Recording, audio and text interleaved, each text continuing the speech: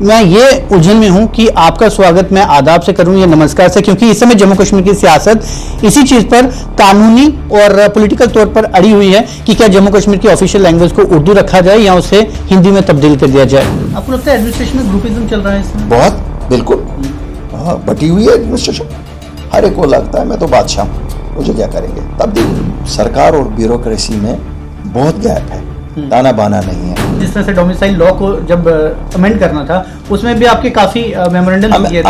अमित मैं एक आपको आज बताऊंगा, जो ये सब पॉलिटिकल पार्टियां आपको लगता है हमसे डरती हैं। यही क्वेश्चन है कि आखिर अल्ताफ बुखारी के पास ऐसा कौन सा चिराग का जिन है जिस वजह से केंद्र सरकार भी आपकी सुनती है और किसी की नहीं। देखिए, आइडल माइंड्स की एक पैदावार है कि कोई एडवाइजरी काउंसिल बन रहा है, अल्ताफ बुखारी बन रहा है। Let me make it clear through your channel, Altaf Bukhari does not believe in any backdooring. Number one, Altaf Bukhari per se does not need power for himself. मुझे अपने लिए कोई पावर नहीं चाहिए। जहाँ तक उठवा की बात आपने की, आपने बहुत अच्छा मुद्दा उठाया, अनफॉर्चुनेट मुद्दा है। और मैं आज आपको बताऊंगा, मुझे कभी गिल्ट होती है ऐसी सियासत की। अपनी पार्टी को एक इंप्रेशन है कि वो बीजेपी की बी पार्टी है। इस समय जम्मू कश्मीर के जितने पॉलिटिकल लीडर्स हैं, कोई सेंटर के इतने ज्यादा क्लोज नहीं है जितना कि अल्ताफ बुखारी है। ये कहा जाता है कि कॉन्स्टिट्यूशनल सीट्स जो है वो कश्मीर की हमेशा ज्यादा रही है, 45, और सरकार बनाने में उनका एक अहम रोल रहा है। अब जो टोल्स यहाँ पर लग रहे हैं उसमें यह पक्ष आ रहा है कि नेशनल हाईवे में जम्मू का डिवीजन ज्यादा है, यहाँ पर रेंज ज्यादा है, यहाँ पर टोल्स ज्यादा लगेंगे। ऐसे में पक्षपात क्यों कि जब लेने की बारी आती है तो देखिए, होम मिनिस्टर हिंदुस्तान का होम मिनिस्टर है, प्राइम मिनिस्टर हिंदुस्तान का प्राइम मिनिस्टर, जिनके साथ हमारी बात। लेकिन कहीं ना कहीं अगर उनकी पार्टी ने यहाँ पॉजिटिव रोल किया होता, ताना बाना बांधा होता लोगों के साथ, तो ये शिकायत नहीं होती जो आप भी आम लोगों की शिकायत है। क्यों? वैसे ही हमारे पास बड़े ब्यूरोक्रेटों की कमी है, और जब जो हमारे लोकल ब्यूरोक्रेसी है, जम्मू के अफसर हो या कश्मीर के हो, वो तो साइडलाइन हो चुके हैं, उनको तो साइडलाइन कर दिया है। जम्मू कश्मीर की सियासत में आज तक कई तरह के फेरबदल हुए और उनके चलते हुए रद्दोबदल के चलते जम्मू कश्मीर की सियासत राजा महाराजाओं के शासन से होते हुए कथित तौर पर संघ द्वारा बनाई गई नीतियों के में सिमटती चली गई। अब ऐसे में जम्मू कश्मीर का हर एक नागरिक यह सोचने को मजबूर हो गया कि क्या वो धारा 370 से पहले वाली स्थिति में कथित तौर पर कही जाने वाली कश्मीरी शासकों के बीच में ठीक थी, या फिर धारा 370 हटने के बाद केंद्र द्वारा शासित बनाए गए एक शिकंजे के बीच में वो ज्यादा बेहतर महसूस कर रहे हैं। ऐसे में कई परिस्थितियां सामने आई हैं और इन्हीं पर चिंतन मंथन करने के लिए मेरे साथ मौजूद हैं मौजूदा समय में जम्मू कश्मीर की राजनीतिक परिस्थितियों को देखते हुए सब पर पड़ रही भारी, यानी अल्ताफ बुखारी। बुखारी का साहब, सबसे पहले आपका स्वागत है। लेकिन मैं ये उलझन में हूं कि आपका स्वागत मैं आदाब से करूं या नमस्कार से, क्योंकि इस समय जम्मू कश्मीर की सियासत इसी चीज पर कानूनी और पॉलिटिकल तौर पर अड़ी हुई है कि क्या जम्मू कश्मीर की ऑफिशियल लैंग्वेज को उर्दू रखा जाए या उसे हिंदी में तब्दील कर दिया जाए। देखिए, जहाँ तक ताल्लुक है इस चीज़ का कि जम्मू कश्मीर की ऑफिशियल लैंग्वेज किसे बनाया जाए, जी, जो भाषा सबसे ज़्यादा बोली जा रही हो कहीं भी किसी भी रियासत में, वही उसकी ऑफिशियल लैंग्वेज बनती है। मुझे नहीं लगता है कि इस पे कोई बहुत बड़ा विवाद होगा। आपको मालूम है कि बहुत सारे साउदर्न रियासतें हैं जहाँ हिंदी नहीं बोली जाती है, वहाँ हिंदी को तो नहीं ऑफिशियल लैंग्वेज बनाया जा सकता। जो जहाँ लोग लैंग्वेज बोलते हो वही लैंग्वेज तो ऑफिशियल लैंग्वेज होती है। तो इस पे तो मुझे नहीं लगता है कोई ऐसी विवाद की बात होनी चाहिए। जो अक्सरियत की ज़बान हो वही ज़बान है, और यहाँ अक्सरियत की ज़बान उर्दू है, और उर्दू ज़बान ही ऑफिशियल लैंग्वेज कहलाएगी। आज हमारे बच्चे भी हिंदी पढ़ते हैं क्योंकि ये वक्त की ज़रूरत है, लेकिन पहले सब लोग उर्दू ही पढ़ते थे। पंजाब में भी पढ़ते थे, दिल्ली में भी पढ़ते थे, यूपी में भी पढ़ते थे, और यहाँ पर भी पढ़ते थे। इसलिए इसमें विवाद की तो कहीं बहुत सारे हमारे बुजुर्ग हैं जो हिंदी पढ़ना नहीं जानते हैं, शायद वो मुसलमान भी नहीं है। बुखारी साहब, लेकिन आप शिक्षा मंत्री भी रह चुके हैं, आपको लगता है कि जब समय था जब उर्दू को कश्मीर और जम्मू कश्मीर में तो तरजीह दी जाती थी, जम्मू में उसे कंपलसरी सब्जेक्ट नहीं किया गया था, जिस वजह से जम्मू के लोगों को खासकर दिक्कतें पेश आती थी, तो यदि वो समय हो जाता तो शायद आज इस पर विवाद नहीं बनता कि मुझे आज भी लगता है option is there, Hindi and Urdu. Option तो आज भी है, इट्स एन ऑप्शनल, आप उर्दू पढ़ो या हिंदी पढ़ो, इसलिए ये आगे भी ऐसे ही रहेगा, ऑप्शनल सब्जेक्ट ही रहेगा कि क्यों languages are always optional except English. अब मुझे ये पता नहीं ये हमने क्यों, क्या ये अंग्रेज़ों का असर हम पे रहा है या ये यूनिवर्सल लैंग्वेज है, may be because this is a universal language, इसीलिए अंग्रेज़ी को हमने ये कर दिया है कि वो ऑप्शनल नहीं रखी है। बुखारी साहब, जो मौजूदा समय में परिस्थितियाँ चल रही है, क्या समझते हैं आप जम्मू कश्मीर की सियासत या जो जम्मू कश्मीर के हालात है, ये ऊँट किस करवट पर बैठ रहा है? देखिए, आज के दिन में कोई भी ये नहीं कह सकता ये कहाँ हमें ले जाएगी। क्यों? जो प्लानिंग भारत सरकार की होती या प्लानर्स की होती कि हम इसके ये डायरेक्शन देंगे, कोविड एक ऐसी बलाई जिसने कोई किसी की प्लानिंग नहीं रखी। अब हर चीज़ नए तरह से प्लान होनी है। मुझे मालूम नहीं है कि ये कहाँ पर कब कैसे रुकेगी और कहाँ जम्मू कश्मीर पे तवज्जो फिर मरकूज़ हो जाएगी। पिछले 4 महीनों में अगर हम देखें, मुझे नहीं लगता है जम्मू कश्मीर के पॉलिटिकल सिनेरियो को लेके कोई बहुत ज़्यादा मरकज़ की नज़रें रही होंगी, क्योंकि कोविड वॉज द प्रायोरिटी जी। उसके बाद चीन के साथ जो विवाद हुआ वो प्रायोरिटी बना। उम्मीद है कि अगर इस पेंडेमिक पे थोड़ा सा कुछ लोअरिंग ऑफ द कर्व हुआ तो शायद जम्मू कश्मीर की राजनीति फिर फोकस में आएगी। इस वक्त तो मुझे लगता है कि ये बिल्कुल बैकग्राउंड में है। बुखारी साहब, आपको अपनी पार्टी के वजूद में लाने के लिए क्या कुछ कंडीशंस और क्या वजूहात लगे जिस वजह से आपको लगा कि अब अपनी पार्टी की आवश्यकता है? देखिए, हमने जब ये मुहिम उठाई थी कि स्टेटहुड को वापस लाएं, प्रोटेक्शन ऑफ जॉब्स करें, प्रोटेक्शन ऑफ लैंड्स करें, उस वक्त हमें लगा था कि जब ये पुरानी सियासी पार्टियों के लीडर बाहर आएंगे, इन सब से मिलजुल कर बात करेंगे, भैया बात तो सच की है। सच यही है कि जज्बात छोड़ के जो प्रैक्टिकली हो सकता है वो लोगों को बताएं। उसमें चूँकि कुछ देरी हुई, कुछ लोग बाहर जब आए उन्होंने बात करने से गुरेज किया, कुछ लोगों ने, हमने कहा नहीं, लोगों का मसला है, लोगों का मसला हमारे मूड्स के तहीं नहीं चलेगा, मसले तो हल करने हैं और नुकसान दिल्ली को नहीं है। मैं यहाँ एक बात सही करना चाहता हूँ, खोया हम लोगों ने, जम्मू कश्मीर के लोगों ने खोया, हमने अपनी रियासत खोई, दिल्ली ने क्या खोया? दिल्ली का तो why should Delhi be keen to return the statehood to us? We should be keen to get it. That is why I showed the keenness. That is why I came forward कि दिल्ली कहेगी कोई जमात नहीं है, हमने कहा हम हैं। हम तो इसलिए आए क्यों किसी ने तो, अब भाजपा रूल कर रही है यहाँ, भाजपा का ही रूल है, सेंट्रल शासन है, तो भाजपा तो वहाँ रूलिंग पार्टी है, ये भी मैं मानता हूँ। होम मिनिस्टर हिंदुस्तान का होम मिनिस्टर है, प्राइम मिनिस्टर हिंदुस्तान का प्राइम मिनिस्टर, जिनके साथ हमारी बात, लेकिन कहीं ना कहीं अगर उनकी पार्टी ने यहाँ पॉजिटिव रोल किया होता, ताना बाना बांधा होता लोगों के साथ, तो ये शिकायत नहीं होती जो आप भी आम लोगों की शिकायत है। सरकार और ब्यूरोक्रेसी में बहुत गैप है, ताना बाना नहीं है।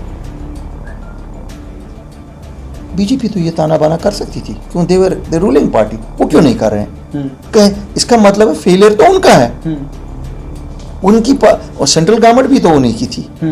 If they have failed, this shows that there is something missing in them. आपको लगता है एडमिनिस्ट्रेशन में ग्रुपिज्म चल रहा है इस समय? बहुत, बिल्कुल। हाँ, बटी हुई है एडमिनिस्ट्रेशन, काफी सारे हिस्सों में बटी हुई है, कोई एक के लॉयल, कोई दूसरे के लॉयल। एलजी साहब नए आए हैं, मैंने देखा पिछले 3-4 हफ्तों से वो कश्मीर में घूम रहे हैं, हर जिले में जा रहे हैं, अच्छी चीजें कर रहे हैं, अच्छी चीजें बोल रहे हैं, लेकिन क्या फॉलो कर पाएंगे उनको? क्या एडमिनिस्ट्रेशन उनको साथ देगी? क्या एडमिनिस्ट्रेशन वो इंप्लीमेंट करेगी? ये देखने की बात है, और देख लेते हैं। पब्लिक हेल्पलेस है, किसी का फ़ोन नहीं उठाया जाता, एडमिनिस्ट्रेशन में से कोई पिक नहीं करता, कोई सुनने वाला नहीं, देखने वाला नहीं।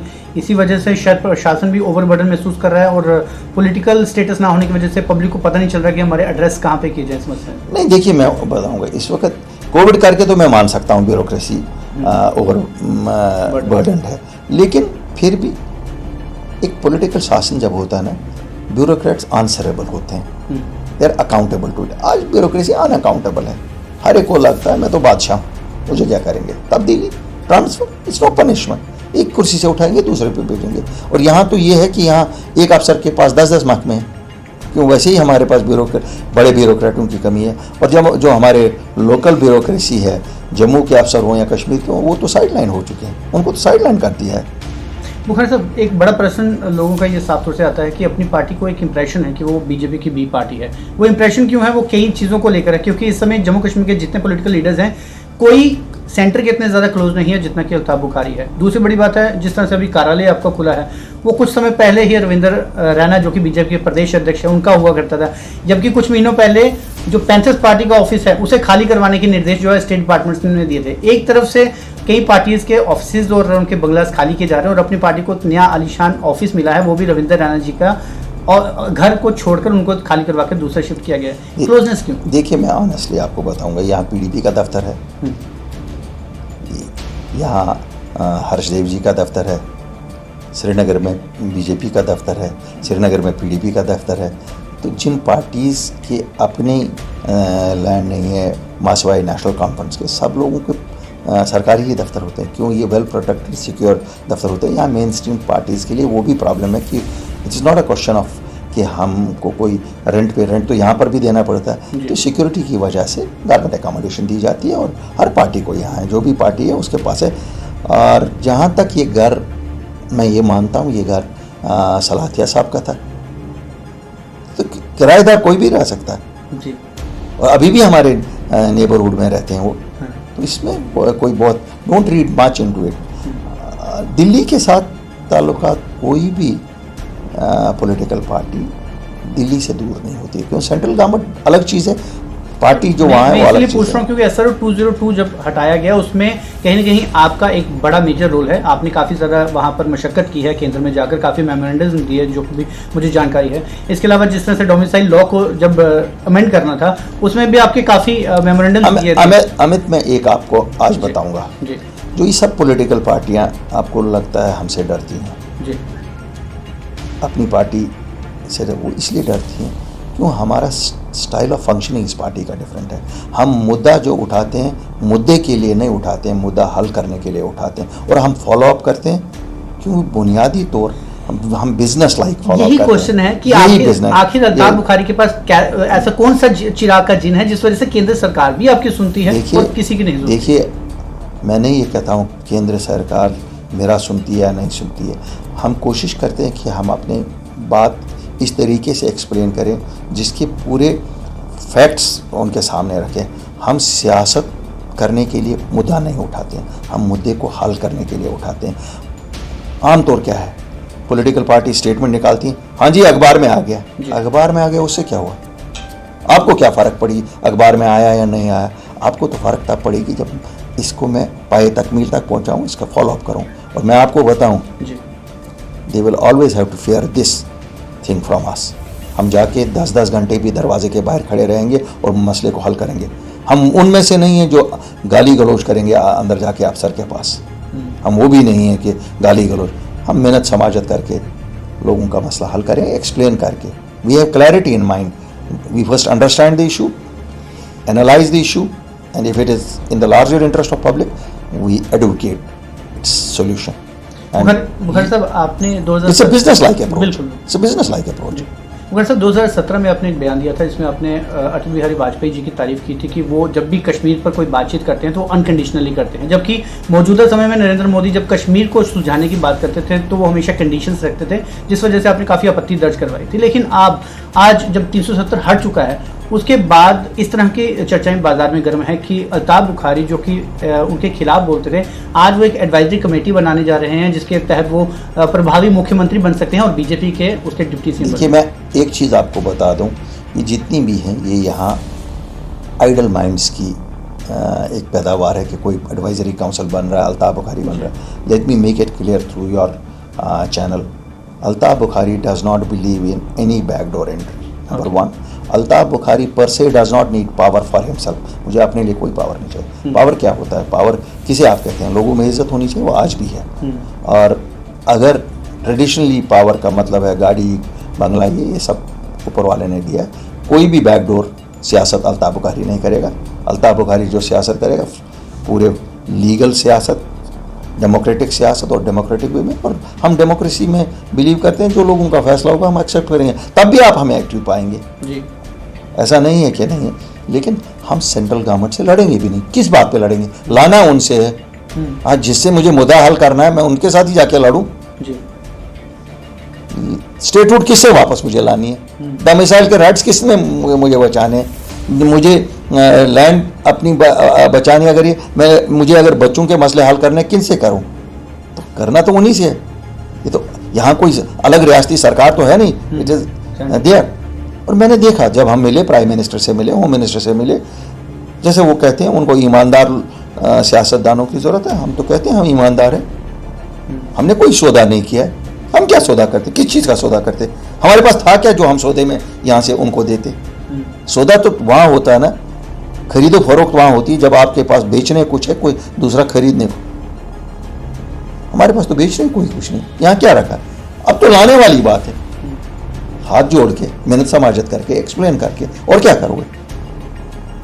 And the prime minister I find has made a commitment, but commitments they will be in no hurry. We are in hurry to get it. हमें ज़रूरत है, मुझे लगता है as early as yesterday हमें मिल गया होना चाहिए। मुखर्जी साहब, अमीरा का दल से आप विजयी रहे थे कौंसिल अपनी लेजिस्लेचर में, और 2014 में जब आपने अपना चुनावी पत्र भरा उसमें सबसे रिचेस्ट जो कैंडिडेट थे वो आप थे। 84 करोड़ आपने अपनी जो संपत्ति है वो बताई थी। लेकिन इतने रिच होने के बावजूद आपको ये समझना पड़ेगा कि जम्मू कश्मीर में अनएम्प्लॉयमेंट रेट है वो बहुत ज़्यादा बढ़ता जा रहा है। आपके भी कई प्राइवेट प्रोजेक्ट्स होंगे। यहाँ पर आलम यह है कि इस समय भी अनएम्प्लॉयमेंट यदि हम सरकारी नौकरियों से भरने की कोशिश करें तो वो एक तिल को 7 बाइयों में बांटने के बराबर होगी। ऐसे में जो प्राइवेट फर्म्स बाहर यहाँ पर आती है, अभी भी जम्मू कश्मीर के यूथ को उनको तरजीह नहीं दी जाती कि फर्स्ट प्रेफरेंस उनको दी जाए, फिर उसके बाद बाहर से स्टाफ लिया जाए। तो ऐसे में आपकी क्या? देखिए, मैं बताऊंगा यहाँ सबसे बड़ी जो दिक्कत है प्राइवेट इन्वेस्टमेंट आने में वो है यहाँ की ब्यूरोक्रेसी। यहाँ की डिसीजन मेकिंग प्रोसेस बहुत स्लो है। जब तक डिसीजन मेकिंग प्रोसेस हेसन आपको जाए तब तक ये नहीं होगा, और कहने से नहीं होगा।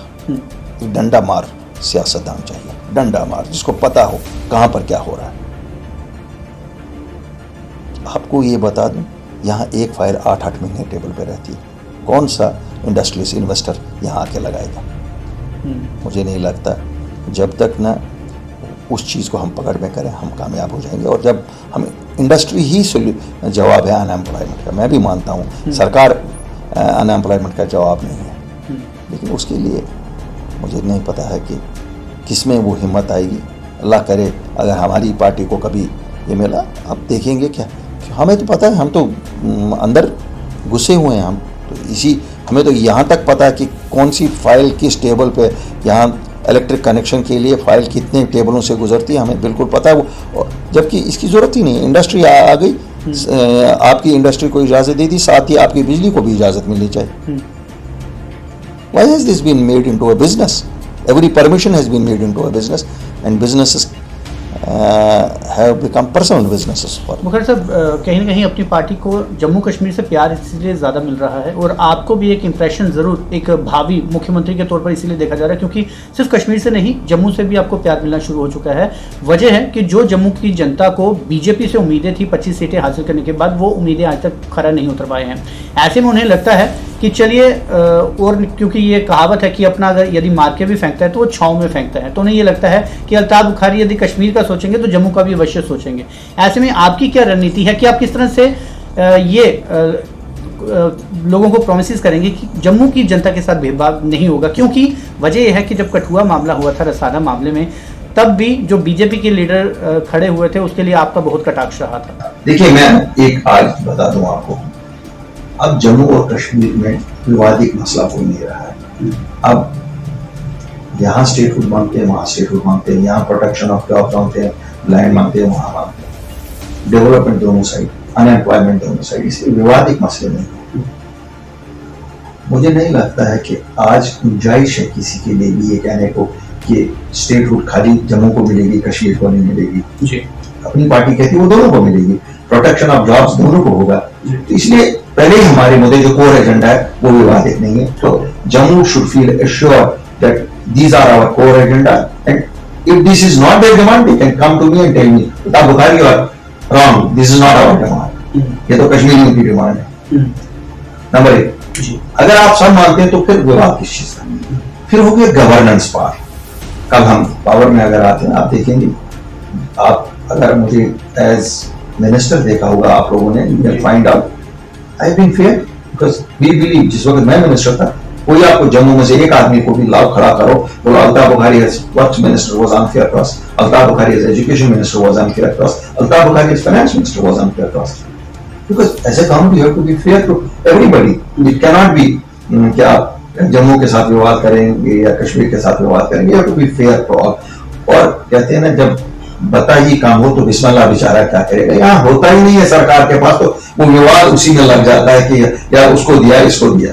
जहां तक कठुआ की बात आपने की, आपने बहुत अच्छा मुद्दा उठाया, अनफॉर्चुनेट मुद्दा था। और मैं आज आपको बताऊंगा, मुझे कभी गिंद होती है ऐसी सियासत से। क्या हमारी माँ बहन बेटियां नहीं, उनकी अस्पत हो गई सियासत में। वो किसी की भी बेटी हो सकती है, हिंदू की हो सकती है, सिख की हो सकती है, क्रिश्चियन की हो सकती है, मुसलमान की हो सकती है, इसमें सियासत है।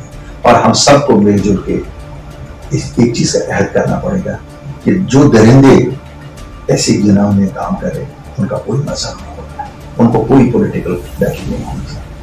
क्यों? ये इंसानियत के खिलाफ जुर्म है।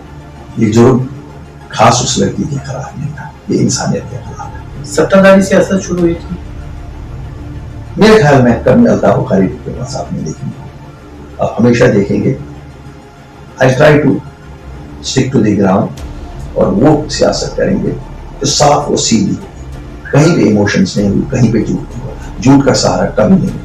लास्ट क्वेश्चन है मेरा कि जब भी जम्मू कश्मीर की बात की जाती है, ये कहा जाता है कि कॉन्स्टिट्यूएंसी सीट्स जो है वो कश्मीर की हमेशा ज्यादा रही है 45, और सरकार बनाने में उनका एक अहम रोल रहा है। अब जब टोल्स यहाँ पर लग रहे हैं, उसमें यह पक्ष आ रहा है कि नेशनल हाईवे में जम्मू का डिवीजन ज्यादा है, यहाँ पर रेंज ज्यादा है, यहाँ पर टोल्स ज्यादा लगेंगे।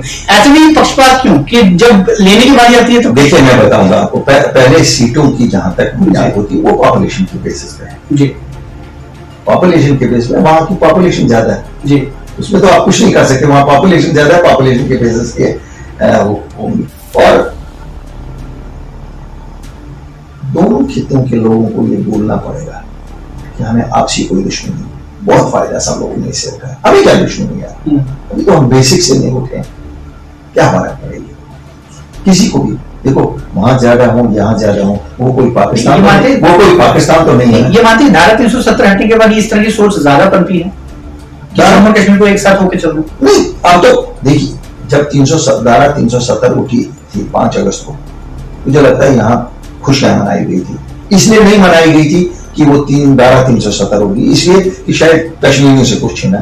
शायद आज 1 साल गुजरने के बाद जम्मू वालों ने देखा हमने किस पे खुशियां मनाई, छीना तो हमारा। और यही बात सच है, हम दोनों का छीना। मैं आज भी कहता हूँ दोनों का छीना। लेकिन अब हम उस पास में भी नहीं रह सकते। हम हमारी स्टेट भी दोनों की गई, ये तो है नहीं कि जम्मू को स्टेट दी गई और कश्मीर को ली गई। हम इंटरलिंक्ड हैं, हमें हमारी तकदीरें जोड़ी गई हैं ऊपर से, हमारी अलग अलग तकदीर नहीं। इसलिए अगर सफल होना है तो मिलकर चलना, अगर असफल होना है तो बटे रहो। बटे रहने के लिए तो आपको सब कहेंगे बटे रहो, तो सियासत इसी पे चलेगी। जोड़ने के लिए बहुत कम कहेंगे, वो शायद अल्ताफ बुखारी की पार्टी कहेगी। लास्ट क्वेश्चन है कि जो जिन लोगों की समस्याएं हैं, जैसे SR02 के अभी भी जो उनकी समस्याएं हैं, डेली वेजेस की समस्याएं हैं, रेलवे खेल्स की हैं, इन सबको ये भी उम्मीद है कि अल्ताफ बुखारी के माध्यम से हमारी समस्या हल होगी। वो कैसे हो पाएंगी? तो मैं पहले क्लियर करना चाहता हूँ, मैं कोई सरकार नहीं हूँ, ना हमारा इस सरकार से विपक्ष ज्यादा मजबूत है, ना सरकार में हमारा कोई योगदान है। लेकिन हमें कन्विक्शन है कि ये गलत है, उसके लिए हम जहां हमें मेहनत करनी पड़ेगी मेहनत करेंगे, जहां हमें एक्सप्लेन करना पड़ेगा एक्सप्लेन करेंगे। और अगर हम कामयाब हुए एक्सप्लेन करने में, लोगों को सामने बताएंगे हम जी कामयाब हुए, ये होगा। अगर हम नाकाम हुए, हम वो भी नहीं छुपाएंगे। क्यों? सच छुपाना सबसे बड़ी नाकामी है। और अपनी पार्टी का असूल है कि सच बोलो, सच छुपाओ। बिल्कुल, सच छुपाना बिल्कुल नाकामी है। और दिल्ली में आम आदमी पार्टी के बाद यदि जम्मू में अपनी पार्टी भी यहाँ पर अपना एक आधार बनाती है तो कोई गलत नहीं होगा, क्योंकि इस समय मौजूदा समय में यही माना जा रहा है कि जिससे सभी पार्टियां हारी उस पर भी भारी है अल्ताफ बुखारी। इस तरह का मानना है, कथन जो चल रहा है। बुखारी साहब हमारे साथ जुड़े, बहुत बहुत धन्यवाद। तो फिलहाल आप जुड़े रहिए न्यूज के साथ। मुझे दीजिए इजाजत।